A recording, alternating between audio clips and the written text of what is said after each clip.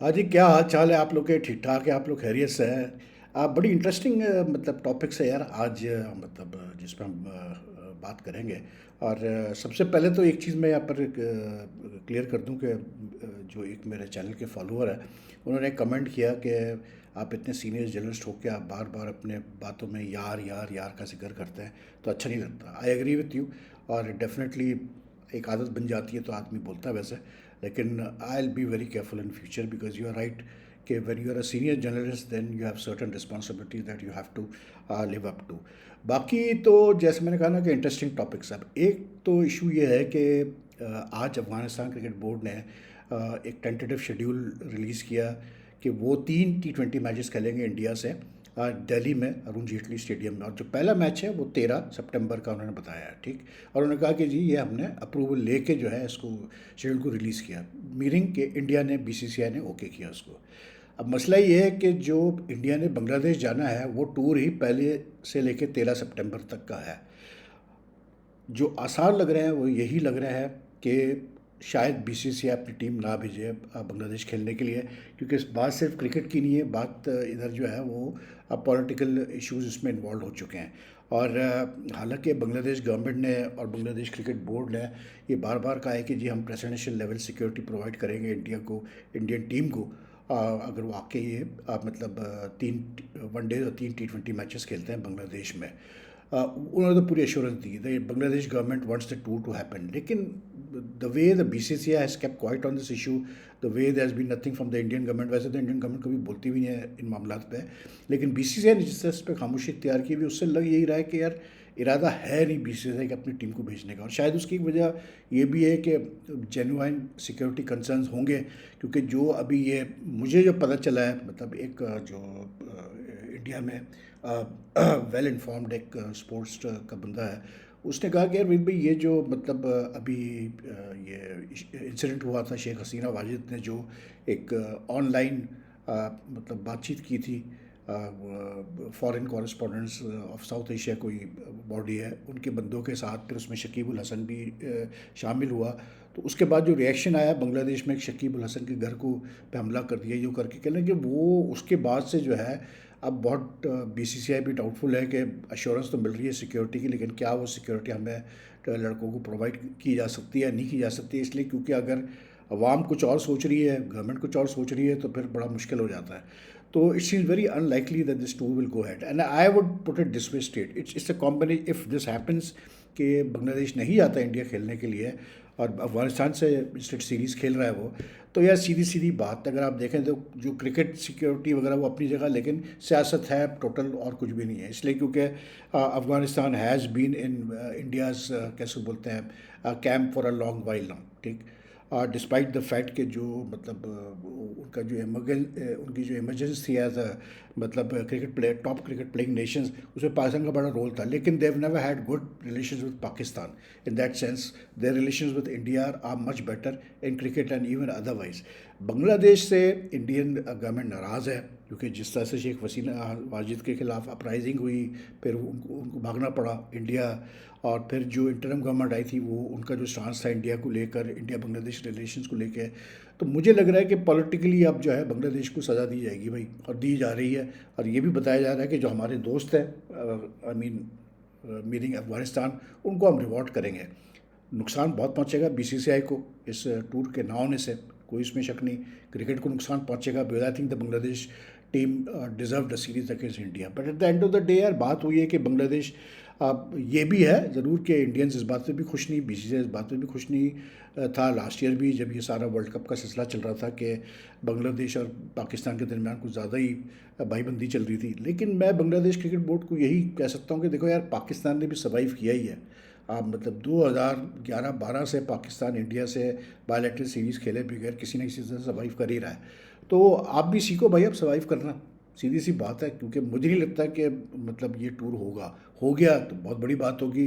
Then मतलब hats off to the Indian cricket board कि उन्होंने इतना बड़ा मतलब फैसला करेंगे कि वो हेल्प आउट करेंगे बांग्लादेश क्रिकेट बोर्ड को financially and otherwise, Bangladesh cricket को भी, इंटरनेशनल क्रिकेट को भी। लेकिन I don't see it happening यार, जो हालात चल रहे हैं। और फिर ये जो अफगानिस्तान का अनाउंस करना कि 13 को पहला मैच है, ये भी कमाल है। अच्छा, ये जो बात है ना कि मैंने जिक्र किया था कि ये भी बड़ी अजीब सी बात है कि अफ़गानिस्तान जिस टीम से खेल रही है उसी को वो उसी कंट्री में वो सीरीज़ होस्ट कर रही है। तो ये पहले हो चुका है, ठीक है। ये मुझे किसी ने बताया कि 2009 में जब पाकिस्तान न्यूजीलैंड गया था खेलने सीरीज़, टेस्ट सीरीज़ खेलने, तो वो सीरीज़ ही पाकिस्तान की होम सीरीज़ थी। It was not a series in New Zealand. So basically Pakistan also did the same thing that they played New Zealand in New Zealand. तो it's not the first time that this will happen that Afghanistan will host India. बाकी यार दूसरी चीज़ जो एक मतलब कैसे बोलते हैं, ये बांग्लादेश वाला तो मसला अपनी जगह, लेकिन एक और इंटरेस्टिंग चीज़ जो मैंने देखी ना वो ये थी, that is in context to what's happening in Pakistan cricket. अब पाकिस्तान की टीम जो इंग्लैंड में आपको पता ही है कि उसमें 3 नए लड़के हैं, मतलब आज़ाद ओवैस भी है, कैसे बोलते हैं अब्दुल्ला फजल था, वो उसको वापस आना पड़ा इंजरी की वजह से, प्लस फिर कैसे बोलते हैं अपना ये ओवैस जफ़र लड़का है, और ये अपना उसको उबैद शाह को भी लिया है। तो 4-5 नए लड़के गए। अब आई लुक इन कंपैरिजन में भी देख रहा था कि ऑस्ट्रेलिया का कल से टेस्ट मैच स्टार्ट होगा बांग्लादेश के खिलाफ इन डार्विन, और ये कोई 2003 के बाद पहली दफ़ा जो है बांग्लादेश ऑस्ट्रेलिया में टेस्ट मैच खेल रहा है। खेल भी 2003 में भी वो डार्विन में खेले थे और इनिंग से मैच आ रहे थे। तो ये कोई 23 साल बाद Bangladesh will be playing in Australia. So far the two nations have played only 6 test matches, जिसमें से 5 ऑस्ट्रेलिया जीता, 1 बांग्लादेश जीता है। But that's not important. What is important is कि मैंने देखा तो उसमें पता चला कि जी जो ऑस्ट्रेलिया की टीम है इसमें जो उन्होंने अनाउंस किए 13-14 जो अनाउंस किए उन्होंने पहले टेस्ट के लिए, उसमें दोनों टेस्ट मैचेस के लिए जो बांग्लादेश को खेलेंगे, तो उसमें जो एवरेज एज आ रही है वो 33 ईयर्स समथिंग आ रही है, ठीक है। 33 ईयर्स समथिंग आ रही है। जो स्टीव स्मिथ और वो जो कैसे बोलते हैं अपना वो है नेथन लायन है, he is the oldest at 38 in the team.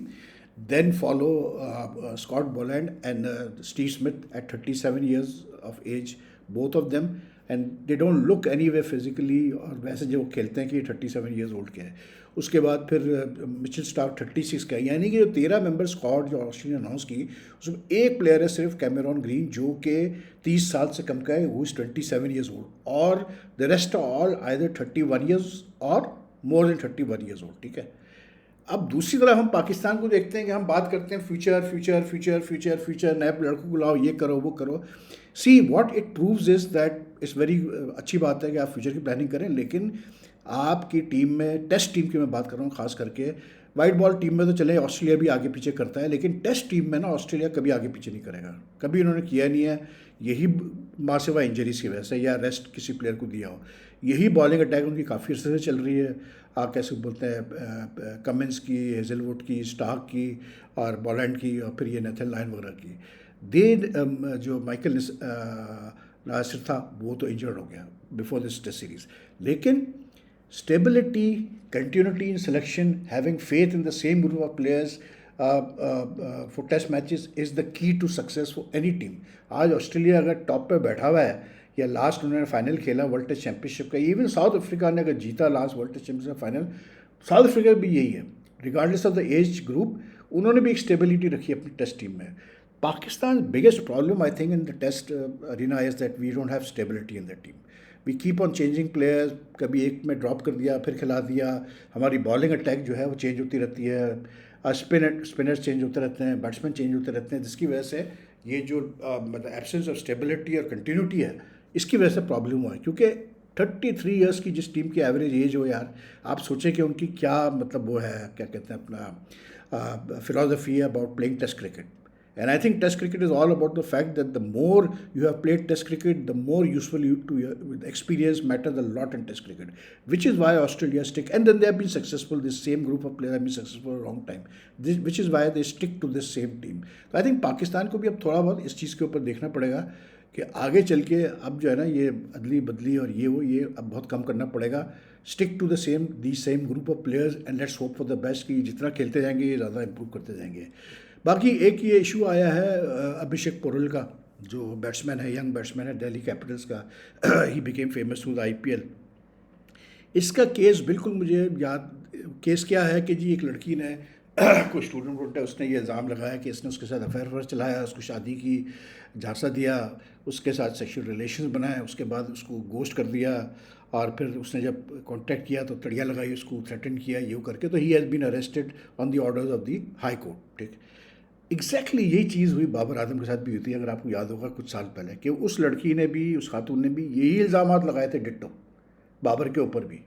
यही बस फ़र्क ये था कि वहाँ पर इंडिया में खुल के बात हुई है, यहाँ पर जो है मामला मतलब जो है कोर्ट में फंसा हुआ है, लेकिन same sort of allegation that girl made against Babar also.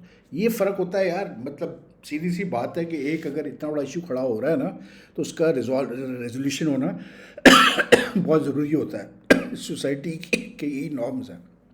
लेकिन बहरहाल वेरी मतलब इस ट्रैजिक के अभिषेक पुरोल जैसा प्लेयर, अभी एक दो और भी इंडियन प्लेयर्स हैं जो कि इसी केस में फंसे हुए हैं। मतलब पता नहीं इन लड़कों को क्या मसला है कि ये लोग इस चीज़ को समझते नहीं हैं, जिसकी वजह से जो है ना फिर ये प्रॉब्लम्स खड़ी होती है। अच्छा, finally one very interesting thing came to my notice. अब ये मेरी भी समझ में नहीं आया यार कि ये चक्कर क्या है भाई। चक्कर ये है कि बीसीसीआई का जो सेंटर ऑफ एक्सेलेंस है इन मतलब जो इन्होंने अपना वो बनाया हुआ है सेंटर ऑफ एक्सेलेंस, 2025 मई से गालिबन जो इनका हेड है, इट वाज लाइक कैसे बोलते हैं, who is the like head of sports science and medicine at the centre of excellence, वो चला गया। उसके बाद से ये पोस्ट खाली पड़ी हुई है, एक साल से ऊपर हो गया, पोस्ट खाली पड़ी हुई है। नाउ आई एम सरप्राइज कि ये बात वीवीएस लक्ष्मण ने एक इंटरव्यू में बताई, क्योंकि वीवीएस लक्ष्मण भी काम करता है वहाँ पर, तो उसने बताया कि भाई एक साल से हमारे पास कोई हेड ही नहीं है इस डिपार्टमेंट को हेड करने के लिए, स्पोर्ट्स मेडिसिन और साइंस की डिपार्टमेंट को। Now this is like very, उसने कहा कि एक एंड्रू लिपेस करके कोई है, उसके साथ बस हमारा अग्रीमेंट हो गया था, वो लास्ट मोमेंट पर पर्सनल रीजन कैसे पुल आउट कर गया। लेकिन यार बीसीएस से है जिसके पास इतना पैसा है, इतना पैसा वो देता है इंडियन क्रिकेट में इन्वॉल्व होने के लिए, जो मतलब वेस्टर्न कंट्रीज़ के जो लोग हैं वो मरे जाते हैं। आईपीएल को अगर आप उठा के देख लें कितने फॉरेनर्स उसमें इन्वॉल्व है, सब कुछ है। And I am like it's like very surprising that no one has come forward to like take up this post, to apply for this post. Apply तो किया होगा लोगों ने, एक इक्का दुक्का नहीं किया, लेकिन वो कहते हैं जी हमें भी जो है वो मतलब कोई बंदा अब तक नहीं मिला। नो, इतनी बड़ी कंट्री, इतना बड़ा स्पोर्ट्स सेंटर ऑफ एक्सेलेंस है, और उसका हेड ऑफ स्पोर्ट्स मेडिसिन और कैसे बोलते हैं साइंस का हेड ही नहीं है भाई, एक साल से उसके बगैर काम कर रहे हैं। अंदाज़ा करें आप यार, यानी कि BCCI which is now the richest and biggest cricket board in the world, यानी कि they don't have a person for such A important position. तो स्ट्रेंज सॉर्ट ऑफ थिंग यार, समझ में मेरे नहीं आया। बाकी तो जी वेस्ट इंडीज़ को फिर क्वालिफाई करना पड़ेगा वर्ल्ड कप, क्योंकि आईसीसी के जो क्वालिफिकेशन रूल्स हैं वो अपनी जगह पे है। मतलब अफगानिस्तान आइलैंड को हरा के क्वालिफाई कर जाती है वेस्ट इंडीज जैसी टीम जो है, उनको अब क्वालिफिकेशन राउंड खेलना पड़ेगा। जी भी है यार। Anyway, if you like this video, like and share as much as you can, and please do leave your comments. Take care, अल्लाह हाफ़िज़ जी।